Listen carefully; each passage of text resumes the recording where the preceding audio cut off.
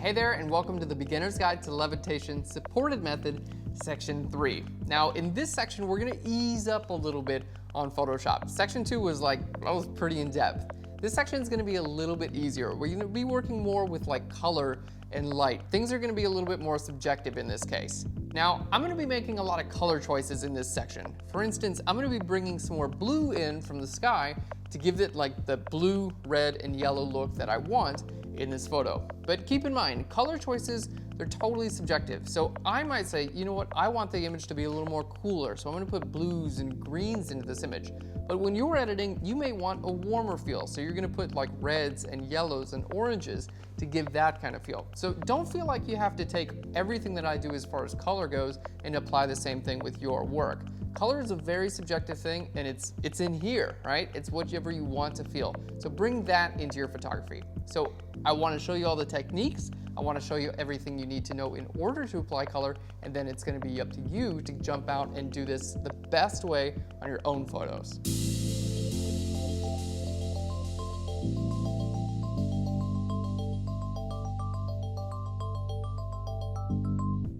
Hey there, and welcome to Section 3 of the Beginner's Guide to Levitation. This is the supported method, and we are going to be completing this image in this section. It's going to be great. Let's go ahead and do a quick little recap of what we've done so far, as well as outline what we're going to be doing in this section. So to start off, we had our background image, which we photographed on a tripod, so the camera stayed in the exact same place during the entire photo shoot. And then we brought 4 different images in together to create our subject. We brought our subject's legs in. Now in this section, we also made some pen tool selections here around this area as well as this area and removed a jug that her foot was resting on.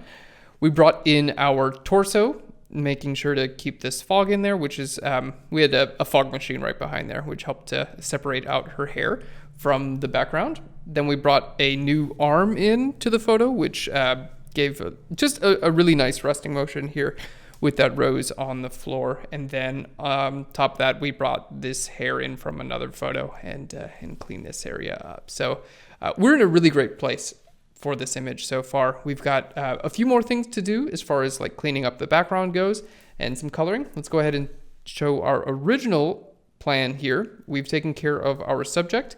We're gonna make this lamp a little bit brighter, give it a really nice glow. We're going to add some blue here. I've got a couple things I would like to clone stamp and remove, like that little guy. We'll get out of there as well. Maybe let's just grab this color there and take care of that little thing up there, and just, anything that's slightly distracting from the overall image. And then we're going to be doing some coloring and some dodging and burning. Let's just write that on here because it's not a B. Dodge and burn. That's what I do for dodge and burn. D and B. Yeah, and then we'll be good to go. So again, having this little plan here is really, really helpful because it just makes sure that you don't forget anything that you're originally planning on doing. All right. Well, here in our subject group, we're just going to create a new layer inside of here. There we go. That was our plan for the hair, by the way. We don't need to keep that, but if we'd like to, we can put it in the hair group and then just make that invisible. There we go. Let's create a new group here. This doesn't have to be in our subject group. So we'll create a new layer and hit Controller Command G. All right, and we'll just call this retouch. Okay. Normally I would do this right over top of the background photo, but because we have so many different photos combined already, it's not a bad idea to just add retouching on the top of things. Okay, let's zoom in here, and we're gonna grab our clone stamp tool, so S for the clone stamp tool, and we're just gonna take care of a couple little things that kind of pull your eye away from the subject, and I find that it can be a good idea to just remove these things. Some people are purists, and they prefer to keep an image 100%, just as it was taken, and that's totally cool. Whether you're a purist or you'd like to remove objects, either way. I find that I enjoy removing objects that are distracting. I enjoy it. Oh man, So tell me about your hobbies. Well, I just really enjoy removing distractions from photos. It's quite it's a peaceful pastime. I get to I put some nice calming music on. I pour myself a glass of Chardonnay, and I just go to work with the clone snap tool all day. I could do it, for I've done it for hours at a time, and I'd like to meet a girl who also enjoys using the clone snap tool as much as I do. We could clone snap things together, and here I am on Make a Date.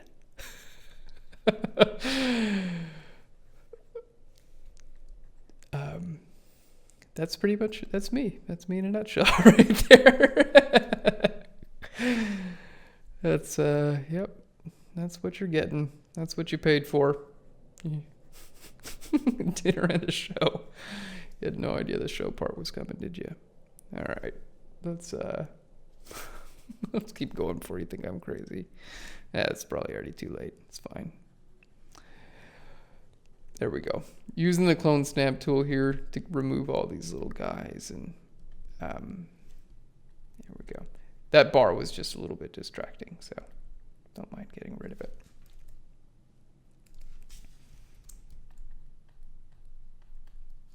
All right. All right, let's see if there are any other areas that we may have missed. Oh, the little thing there on the floor. Yeah, let's go ahead and let's get rid of that little guy too. All right, it's the edge of a table or something like that. No biggie. All right, so again, using the clone stamp tool here, sampling an area and then painting right over it. And then we're sample the floor here and paint in that little line. All right, looking pretty good. I'm happy with this so far. Let's just look at the retouch before and the after. We're gonna zoom in. Let's create another layer. See if there's anything about our subject I'd like to retouch. It's a little bit of a line there in her dress, some seam or something like that. Here we go. Maybe switch from the healing brush to from the clone stamp to the healing brush tool. Let's retouch these little areas. We used like pasties to cover up her nipples, so we're just gonna remove that. Okay, zoom out and make sure that it's nice and seamless. All right, and the healing brush tool is a great tool for any of this type of work. It just helps to really even things out very nicely. All right, down to her hand. That looks pretty good.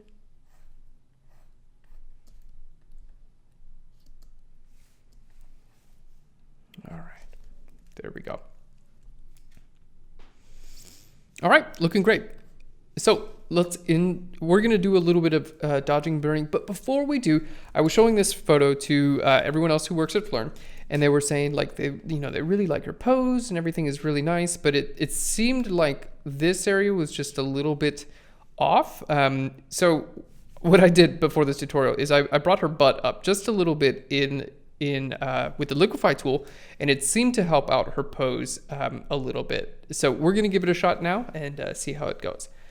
So in order to do so, we're going to create a stamp visible layer. So I'm going to create a new layer, and then we're going to hit Shift Option Command E, use an elephant, and that makes a stamp visible layer, which is basically just a copy of everything you see.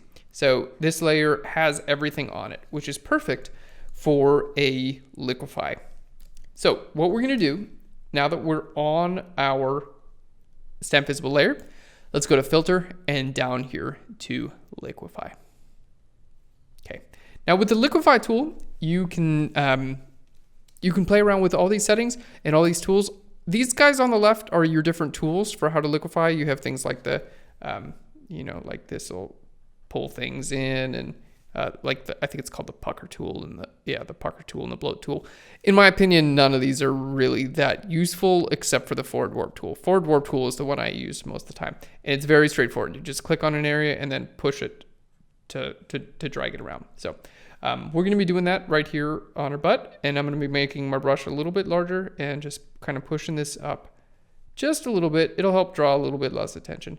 And as I push this up, what I'm doing is I'm trying to push it up with this fabric. See, if I push it up in that way, the fabric is obviously doesn't look natural. So as I push it up a little bit, I'm kind of trying to follow the direction of the fabric, and that should keep things a little bit more natural. And I'm fortunate here because we don't have floor. Like if I was to do that, it's pretty obvious.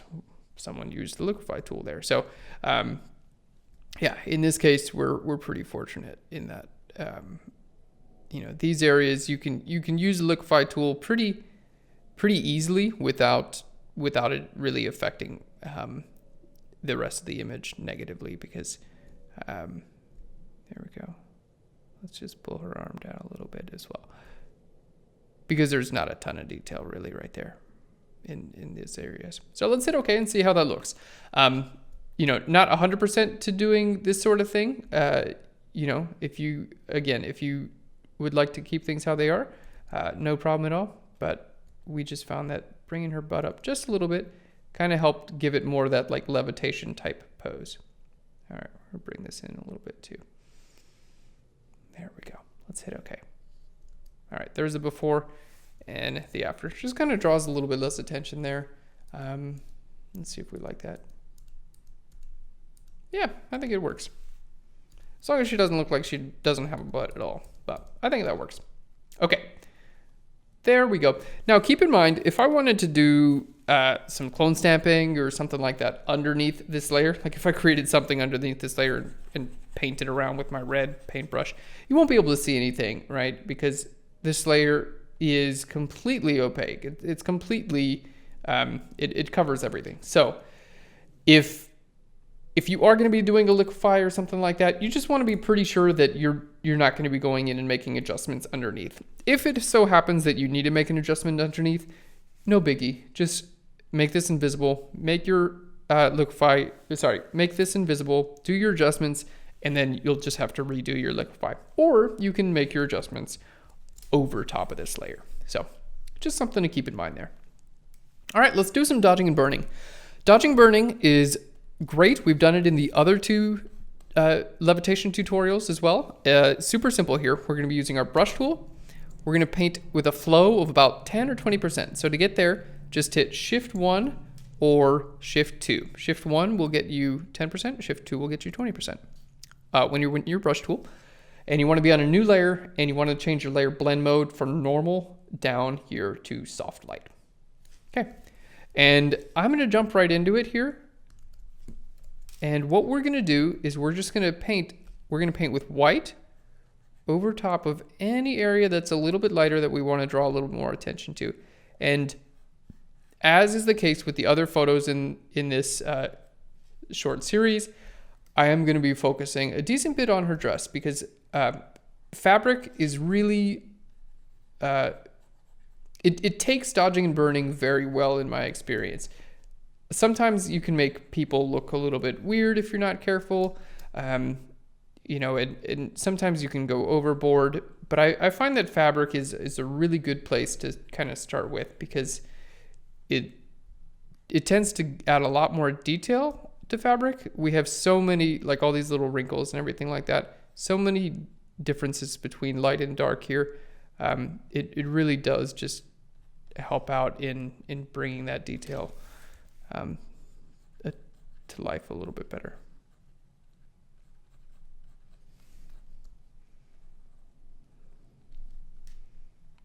All right, just want to be kind of light-handed with this, and then choose a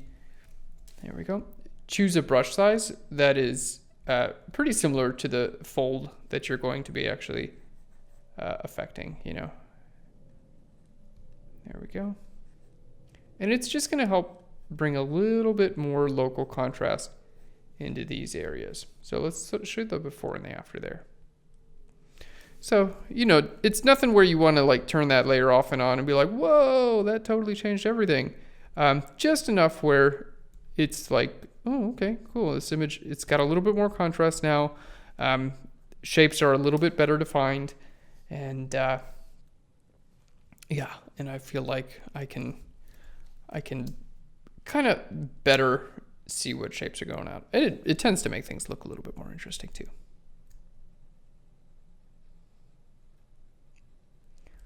All right, there we go. We're gonna bring this up and kind of define that a little bit better. See that on our rib cage there? Nothing overboard, you know, not going crazy, but it definitely helped to like bring that definition. And the key here is to paint white over the light color areas and paint black over the darker areas. So you're essentially making your lights a little bit lighter and your blacks a little bit, and your darks a little bit darker. Yep, and then again, I just want to stress that you want to use about the same brush size as the object you're trying to either dodge or burn. That's going to help things look realistic.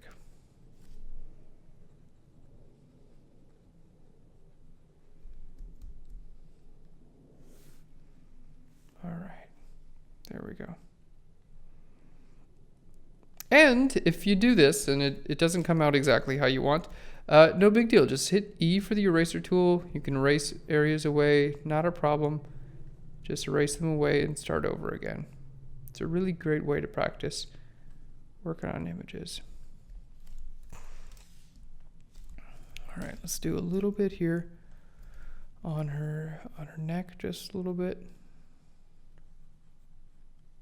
Just to help give that a little bit more definition. Because that is so nice how the light just really rolls off of her cheek.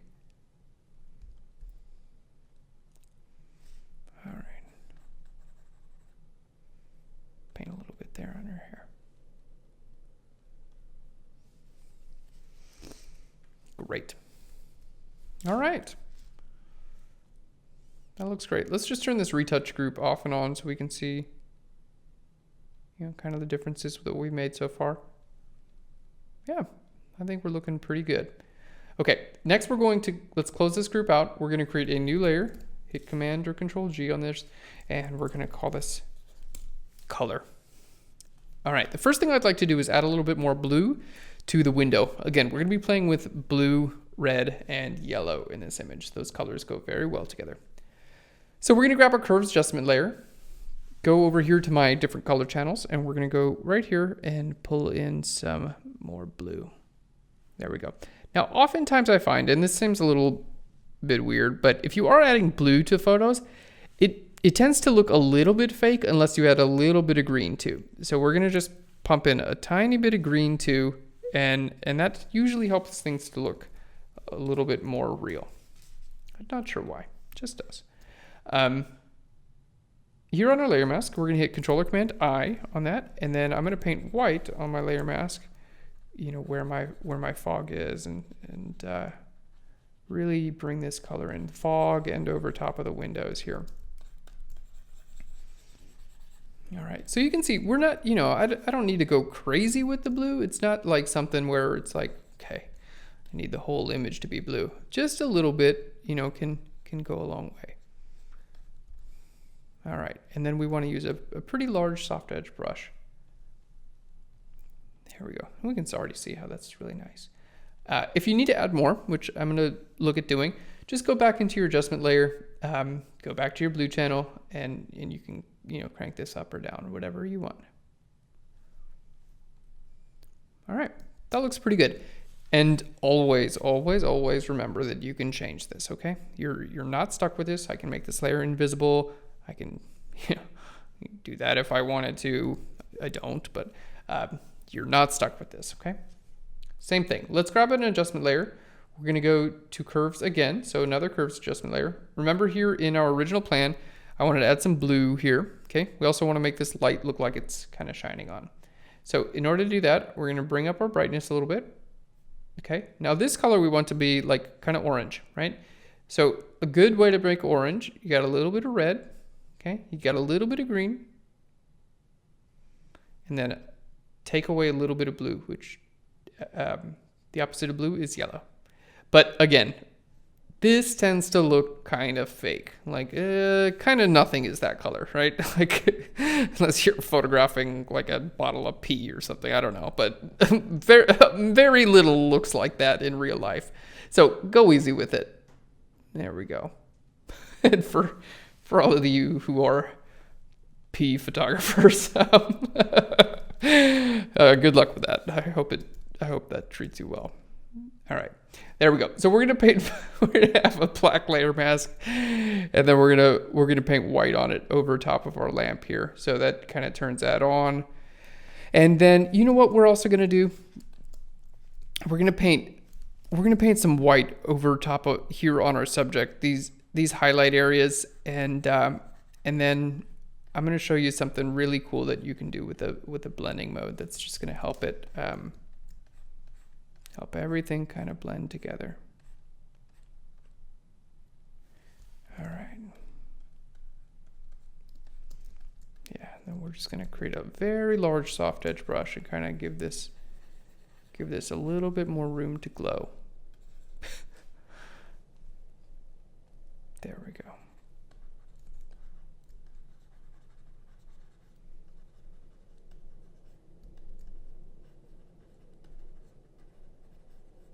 All right, paint a little bit more on the floor here. And okay, I don't want to paint too much over here, right? Because that's gonna like cool that, or sorry, it's gonna warm all this area up, which we don't really want. I want to keep this relatively cool, right? Keep it cool, man.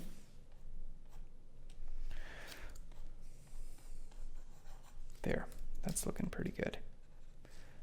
Ooh, let's warm that up. We'll take care of this in just a little bit.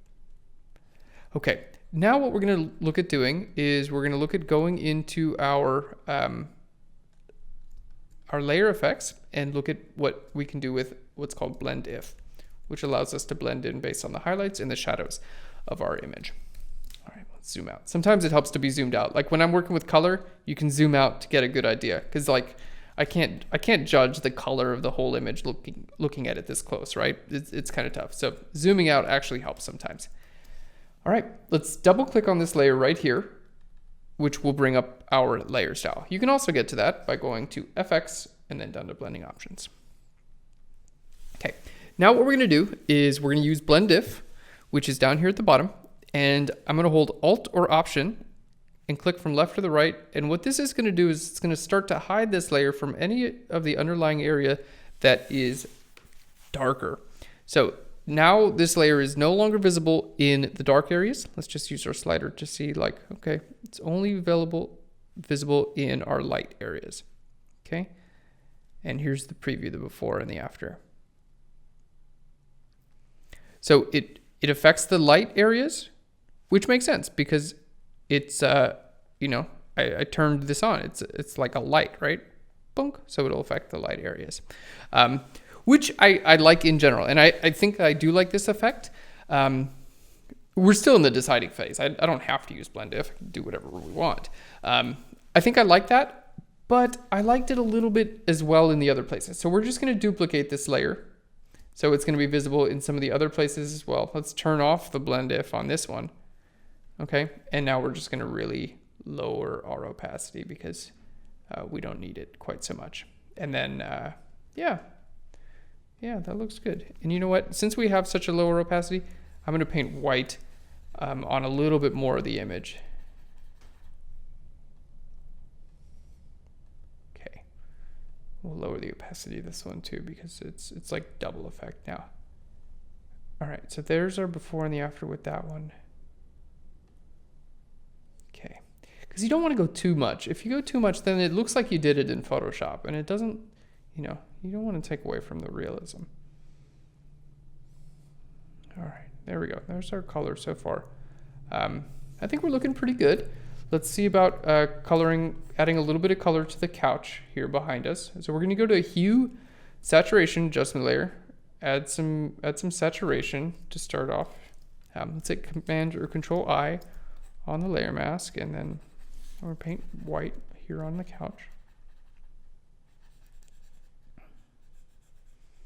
All right. Just using our layer mask. Now, if you feel like using, your pen tool and, getting a very accurate selection and painting over this couch and stuff like that, that's great. It's a really good time to practice and get some exercise with your pen tool. Generally with this sort of thing, unless you're really, really changing the color, you can get away with just using a brush tool. All right, just remember, make your brush a little bit smaller over the areas that you plan on painting that are smaller, and then use a larger brush over larger areas. All right, there we go. And now I can look at changing the hue a little bit. Oh gosh. Let's change our saturation.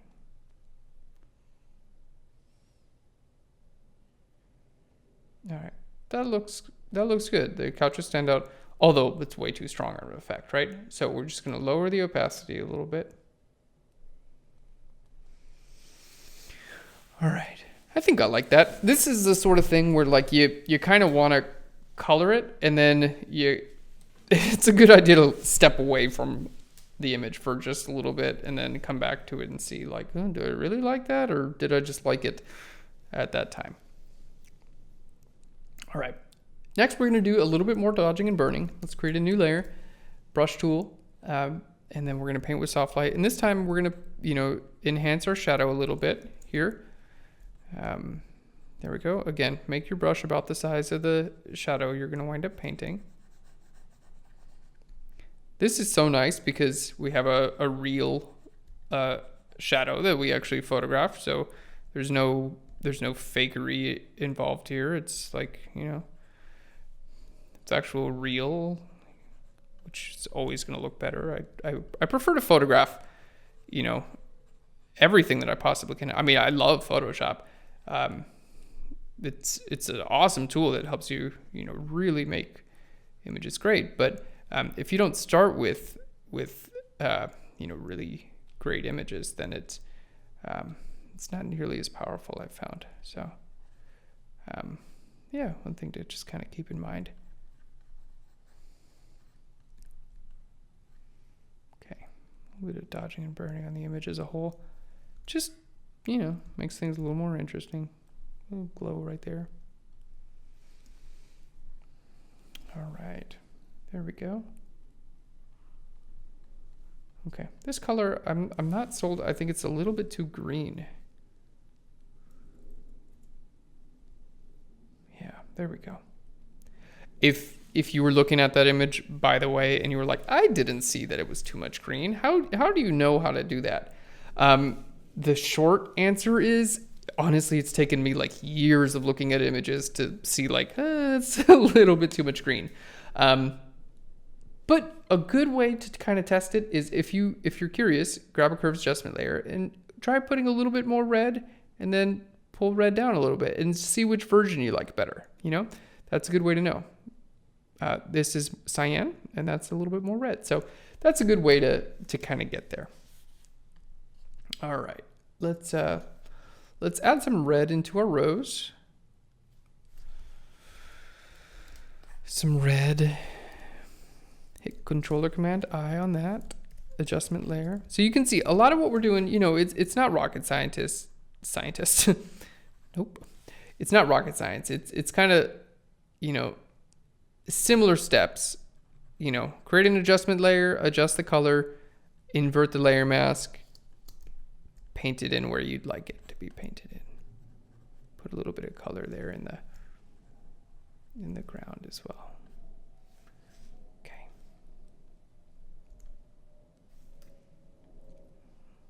Curves, a new one. We'll put some green in there.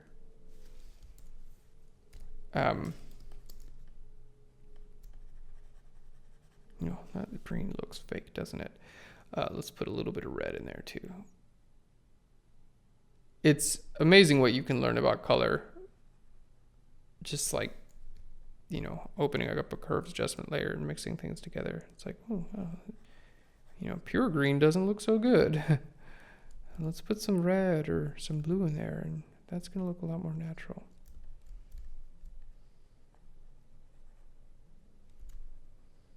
I'm sure you've seen, you know, photos that have been colored in Photoshop, and they don't quite look real anymore. And maybe that's happened to you. So my suggestion would be, you know, don't feel like you need to stick with just pure green. Like if that looks green, cool. But the green may have a little bit of red in it too. So give that a try. All right, let's see what our color group looks like before and after. I think pretty good. Let's grab an adjustment layer, do some curves.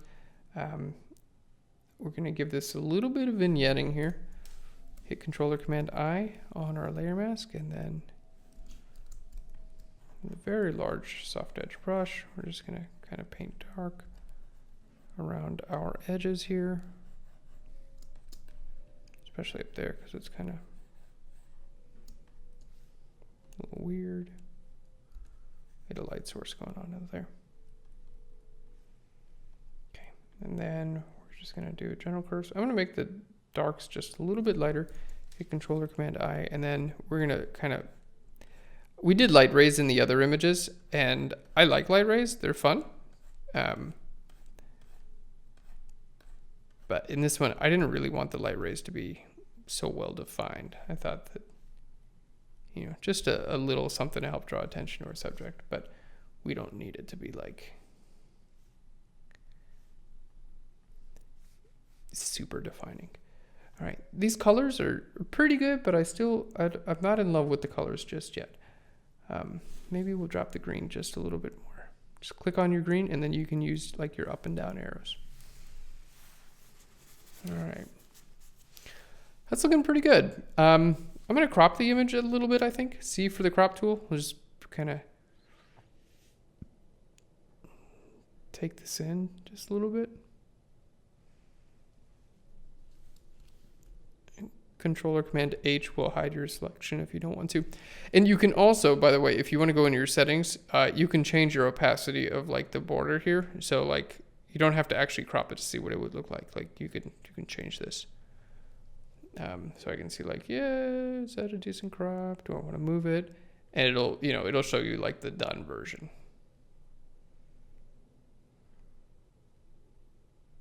There we go. Yeah, that looks pretty good, actually. All right, because you want your image to be nicely balanced within the frame. Some people think that for them, they'd like to have it perfectly cropped in camera. And I love that idea. For me, it just never ends up working out that way. For me, I'm like, I kind of need to crop it because I didn't do so good in camera.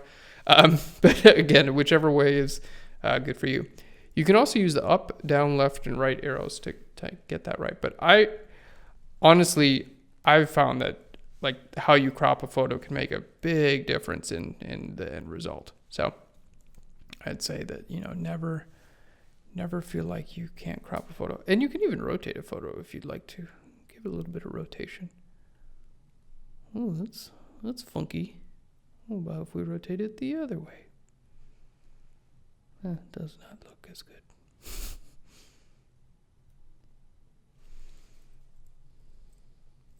All right, there we go. That looks pretty good. I like that. I think I like that anyway. Let's rotate it a little bit more.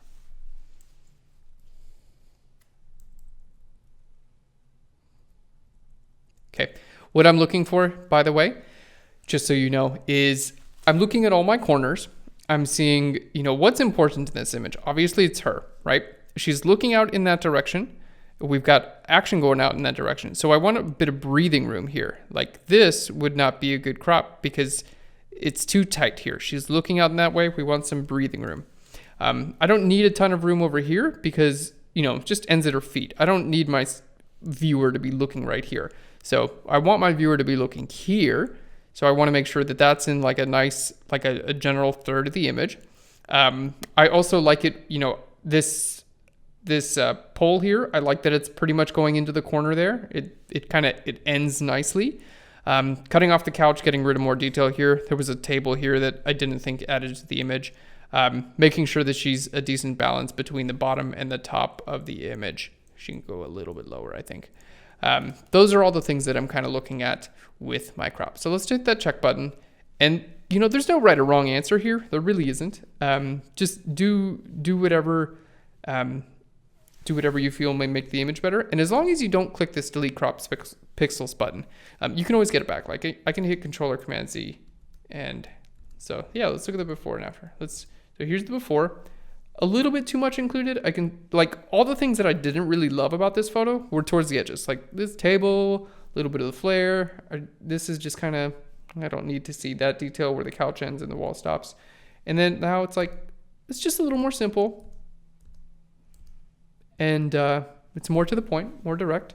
And yeah, I like it a little more. I think she could move up in the frame just a little bit. Okay, but you can change that at any point in time as long as you have this unchecked. All right, that looks great.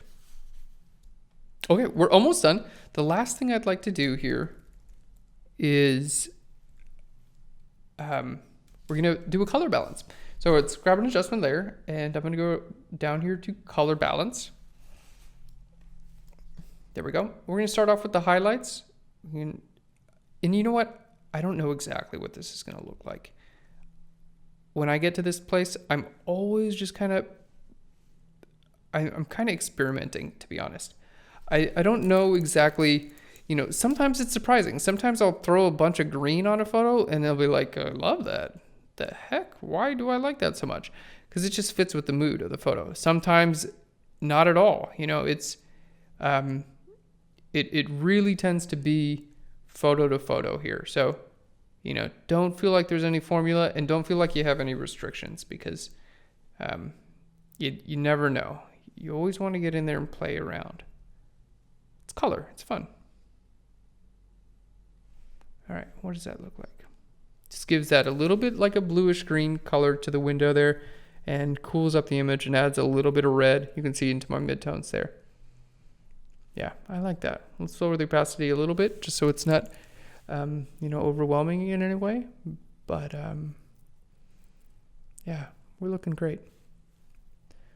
We're looking great.